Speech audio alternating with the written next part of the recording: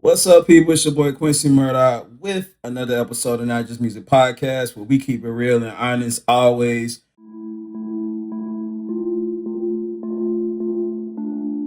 We talk about a lot of Black history. We talk about a lot of history, right?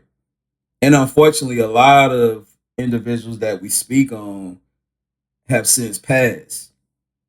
But it's some people that have done crucial things, far as Black history or just history, period, that are of color, that are still living, that we tend to forget.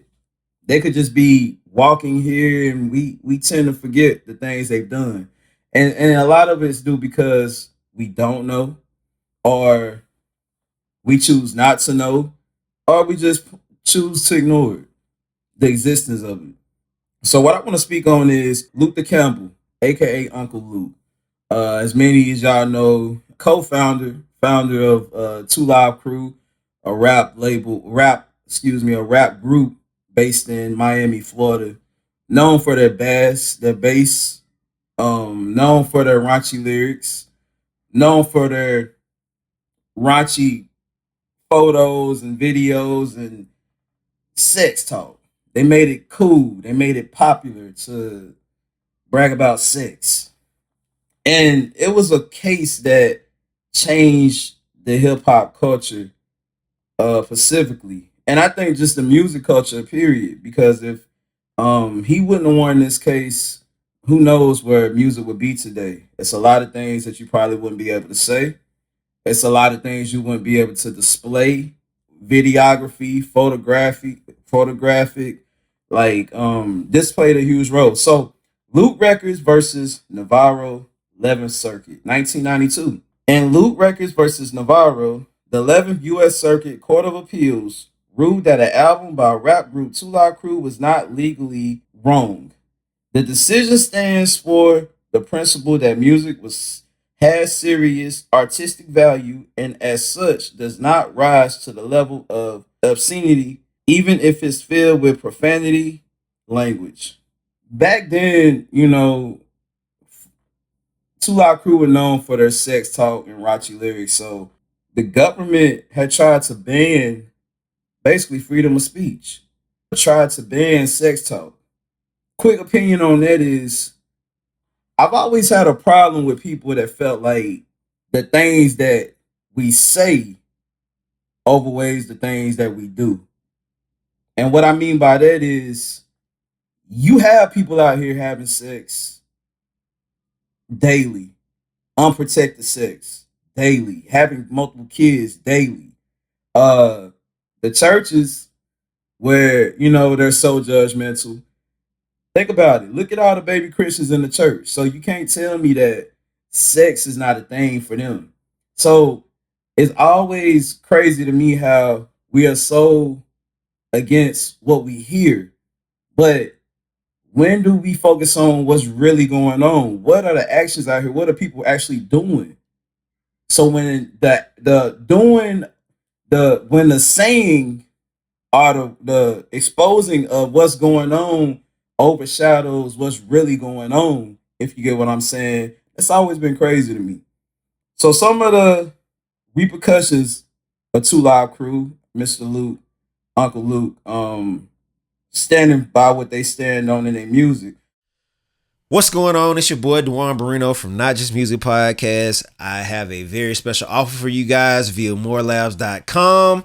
If you're that type of person who loves to drink coffee, but you don't want to always drink coffee, or if you're the type of person that doesn't drink coffee at all, but needs a very much needed push boost in the morning, we have something for you.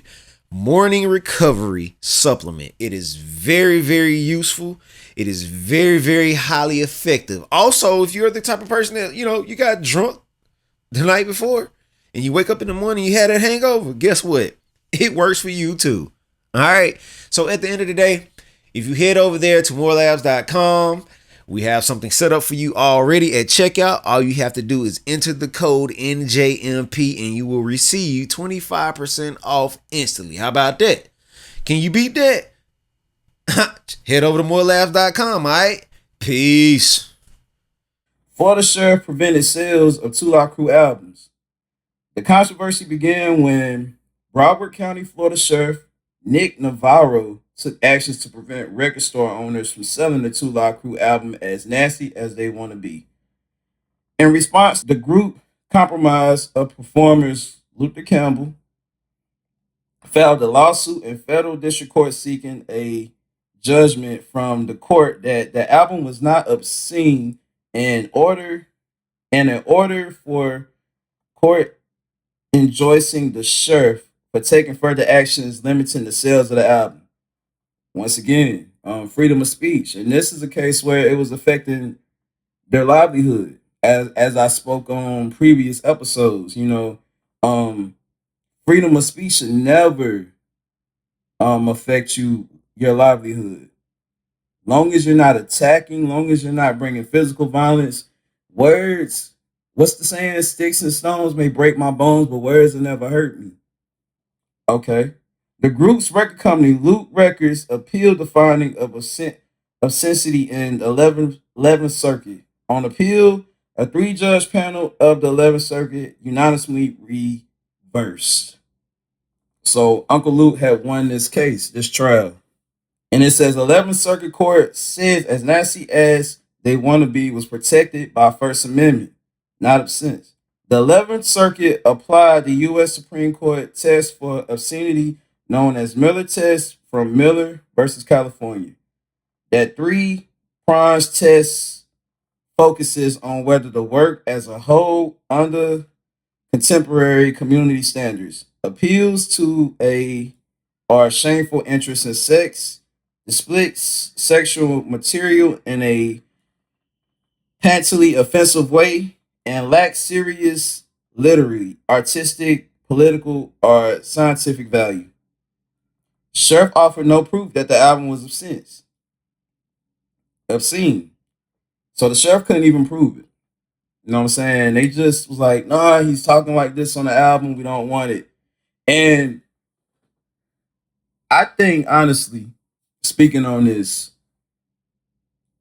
to get real deep with it was okay when Uncle Luke was affecting the black community with these lyrics. It was okay when Uncle Luke was inspiring and, touching the black community with this sex talk.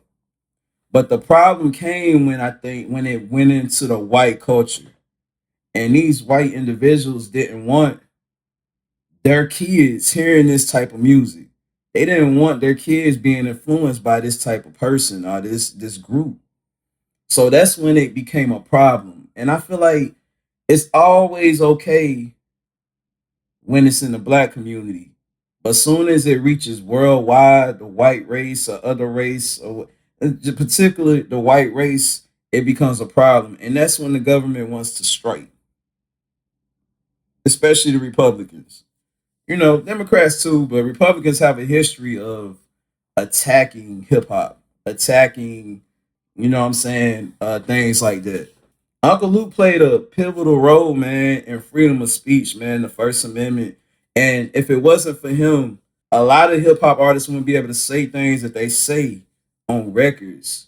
They wouldn't be able to do what they do in music videos. I know me as a music artist, I have some very outrageous music videos sexually. My music really caters to the women.